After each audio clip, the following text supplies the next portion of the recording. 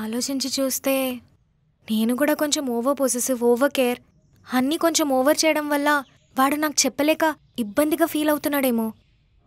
గొడవ పడ్డం మన తప్పు కాదు వెన్నెల, కానీ అప్పుడప్పుడు సిచ్యువేషన్స్ కూడా మన కంట్రోల్లో ఉండవు కదా. ఐ థింక్ ఒక చిన్న బ్రేక్ తీసుకొని తర్వాత రీఫ్రెష్గా మళ్ళీ స్టార్ట్ చేశారనుకో, అప్పుడు మీకు అర్థమవుతుంది మీలో ఎంత స్ట్రాంగో ఏంటో అని. ఏమంటావు?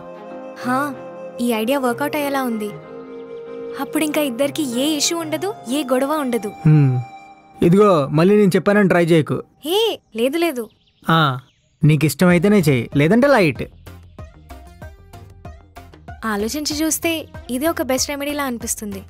కానీ నేను వాడితో మాట్లాడకుండా ఒక్కరోజు కూడా ఉండలేను.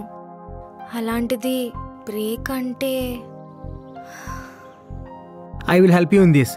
నువ్వు ఎలాగో ఇంటర్వ్యూస్ ఇస్తున్నావు కదా, దాంట్లో నేను హెల్ప్ చేస్తాలే.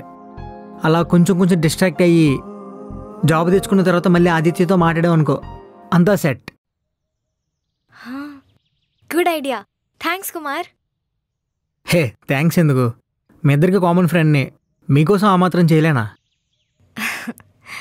సరే బాయ్.